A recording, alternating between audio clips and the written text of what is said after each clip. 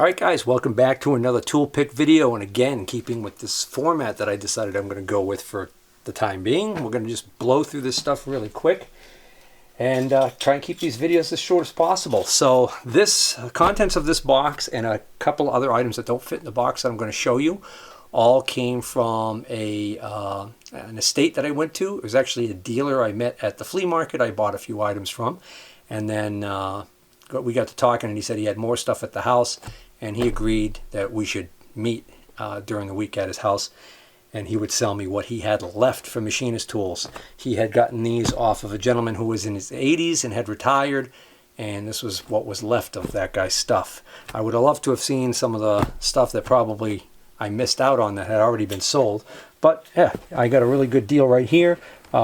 We decided to settle on $225 for this lot, and what I've got in here is, let's start right off, we got a Baker dial depth gauge. Now, the early Baker stuff is pretty well made and nice stuff.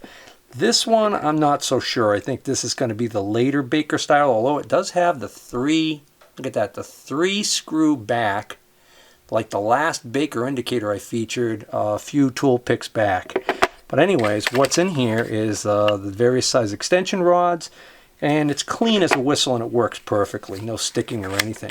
And here we've got, this is a Lufkin Rule Company depth mic with tips that have been ground to needle points. These are, you know, practically lethal. The one that's in there looks good, and this one looks good, and these two are ground. So I don't know if this is supposed to be a 0 to 4 or what, but who cares? This is a Brown & Sharp best test. No, it isn't. This is a Brown & Sharp 223-1 disc micrometer. Looks like it's in great shape. This is a Lufkin set.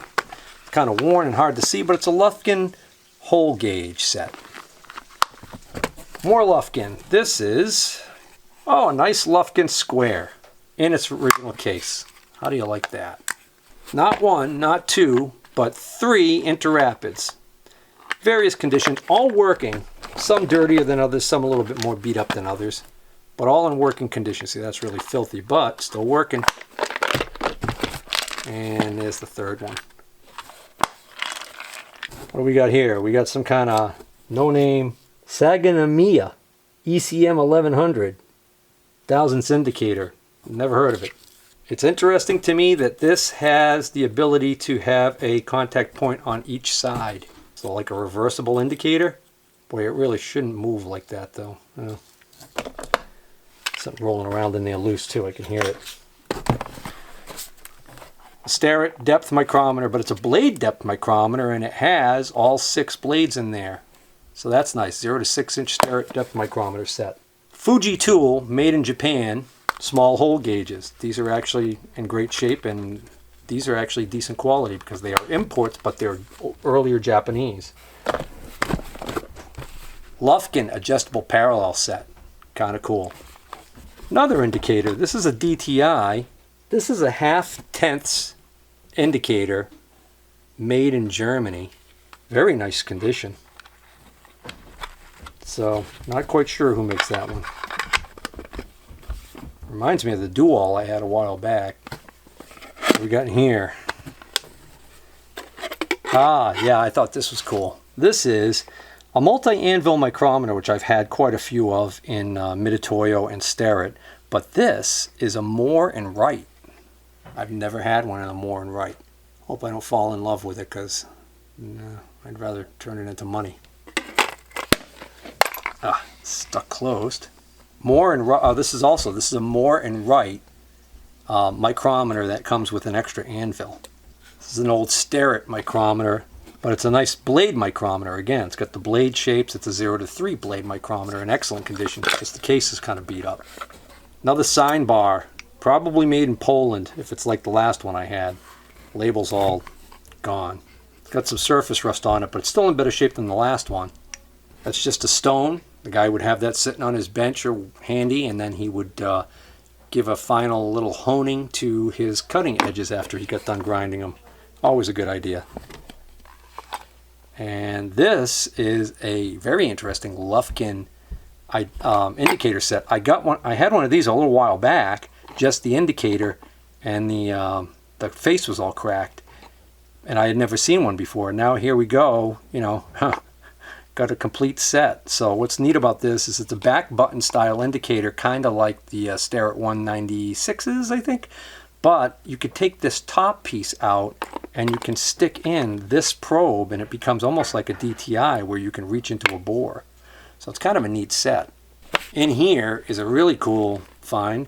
This is a Starrett indicator, and this is the very unusual indicator that Starrett made, where it has a head that swivels, so it doubles as a horizontal or a vertical indicator. These command pretty decent money because of their unusual design, and people like the idea of having, you know, one indicator that can do it all, I guess.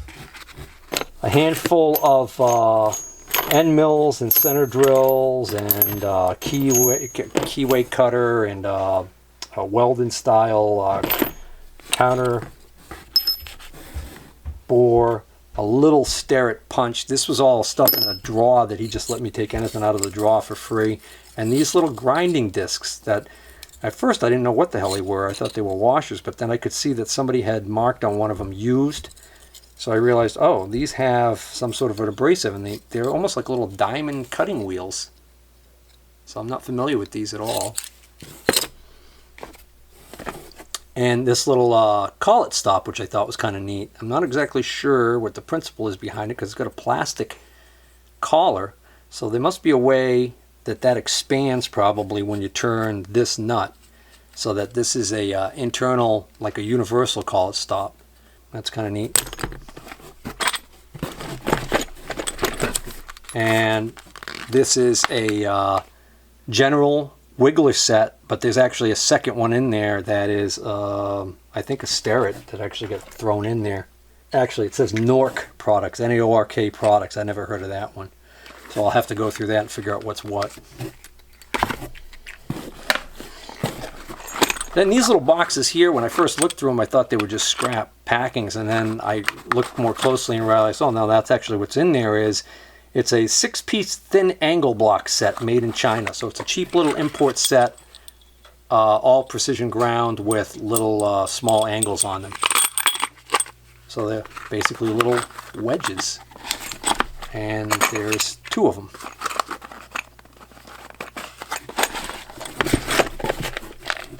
And the last thing in this box is an old Tessitast indicator. So that's an early Swiss-made indicator, but it's still working perfectly fine, and it's got the original case and some little goodies in there. So that's a nice little thing. No big deal. Nothing wrong with that. So let me throw this off the bench and show you what was left in this lot that I got for $225. And here's the last 3 items I got on this pick. And this is a Starrett. It's actually, there's an indentation there with a Starrett stylized S stamped in there, which makes it kind of neat. Didn't have the original case. It's got some surface rust on it, but this is a Starrett number 255, 14-inch height gauge.